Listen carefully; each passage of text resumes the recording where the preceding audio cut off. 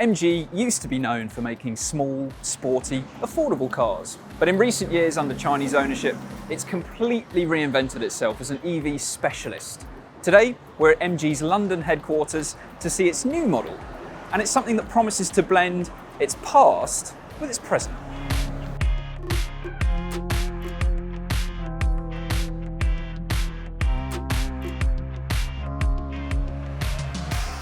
This is the MG Cyberster. It's a fully electric two-seat convertible, and in this video, we're telling you 10 things you need to know about it. Before we start, to see lots more new car reveals and reviews, subscribe to our channel and go to whatcar.com for a great deal on your next car.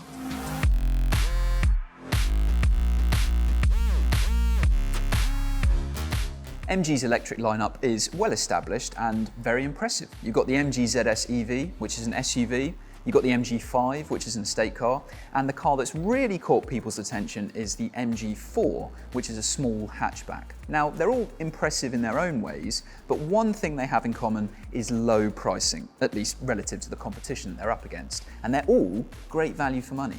Now, we'll talk more about pricing in detail later, but this, as you can imagine, is very different and not aimed at the entry-level end of the EV market. It's a powerful two-seat convertible, so compared to the rest of MG's lineup, this is very different indeed. Now, this car was designed right here in this building, probably not in the reception area that we're in, but in one of the design studios at MG's London headquarters. And the first sketches of it were made back in 2017, and over the years, it's been brought to life. Now, with this model, which we're told is not 100% representative of the final production version of the car, but apparently very, very close indeed. And what the designers at MG wanted to do was try and incorporate some styling elements from MG's older cars. So, for example, you've got a split front grille, you've got a line down the side which apparently is reminiscent of an MGB, but really, this is a different kettle of fish from those cars, isn't it? It's not a small, old school car. This is a futuristic EV, which is actually similar in size to a BMW Z4. Some of the other styling elements worth pointing out are the 20-inch alloys. Apparently they are likely to be the only size you'll get with this car, but there are two different designs to choose from. And on the final production version of the car, you'll probably be able to illuminate the badging around the car. Now, one of the main standout features of the Cyberster you won't actually notice until you get inside the car, because it's these scissor doors, which are pretty cool, very unusual, and actually if you're in a tight parking spot, probably quite helpful. Less helpful if you're somewhere with a very low ceiling though. The Cyberster has a Z folding roof back here, which you can see stows away pretty neatly at the back of the car. And weirdly, even though the weather here is absolutely terrible, the UK is a massive market for convertibles. So it's a real area of focus for this car. And nothing official has been confirmed, but you can well imagine that a fixed coupe hardtop version of this could be offered in the future. Now, in terms of practicality, this is a two-seat Roadster, so there's no rear seats to talk about, but it does have a boot, although we can't open it on this model and we don't have any official boot capacity figures either. And you might be looking at the very long bonnet on this car and thinking it's absolutely perfect for some extra storage on a convertible like this. But unfortunately, we're told there isn't a front boot, and under here, there's just techie and mechanical bits instead. Now, the exterior design of the car was taken care of mostly by the team here in the UK, but we've been told the interior was where the team in Shanghai had more of a say. And just a reminder again that for this model, it's not 100% representative of the final production version of the car. So for today, we can't comment on the driving position, the materials, or the build quality in here, but we can show you what it's likely to look like for buyers who end up getting this car. And what you have are a lot of screens. There's 4 of them. Down here, this apparently is going to be for your climate controls, so it's a shame that that's on a touch screen rather than having physical buttons, of course. These 3 screens up here will be your digital driver display, and on the concept car, we saw that these 2 side screens were for displays for the digital door mirrors. And apparently, again, not confirmed, but it's likely that will be an optional extra on the car when it goes on sale. But of course, maybe the thing you're drawn to first in here is this rather unusual yoke steering wheel. Now again, this is likely to be an optional extra, as standard the car is going to come with a full regular steering wheel.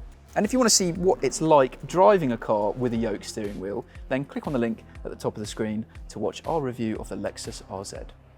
Now it's still far too early to have a full spec breakdown of exactly what the Cyberster is going to offer, but we do know that it will be available initially at least with 2 different versions. There's going to be a rear-wheel drive Cyberster with 1 electric motor and 309 brake horsepower. And again, it's not been confirmed, but it's been suggested that that might weigh something like 1,850 kilograms, which is pretty much double what an MGB weighs. There's also going to be a 4-wheel drive version with 2 electric motors offering a combined 536 brake horsepower, and that is likely to weigh an extra 135 kilograms. We don't know anything at all about the battery sizes that are going to be offered with the Cyberster, but for reference, the MG4 we know is available with 2 different battery sizes, the biggest one being 61.7 kilowatt hours, and the longest range officially with that car is 281 miles. Like the batteries, we don't know anything about the charging speeds of this car, but again, for reference, the fastest charging MG currently can accept 135 kilowatts. Now, the price. No electric car is cheap, but MG's electric lineup is among the cheapest. This, though, will be comfortably the most expensive model in its range. Now, again, it's too early for anything to be confirmed, but it's been suggested that the entry-level rear-wheel drive model is going to start from around about £55,000, with the all-wheel drive model going up to £65,000, so pretty much double what you'd spend on an MG4. Now, of course, that is not cheap. But like the MG4, the MG5, the MG ZS EV, there is a chance that this could still, compared to the rivals that it will be up against, end up looking like great value for money. That is more to do with how expensive its rivals are likely to be rather than how cheap the Cyberster is though. Because the first competitor that springs to mind is the Tesla Roadster, which we first saw back in 2017 but still feels very far away from appearing on our roads here in the UK. The specs of that car are ridiculous, with Tesla quoting a 0 to 60 miles per hour time of 1.9 seconds and a quarter-mile sprint in just 8.9 seconds.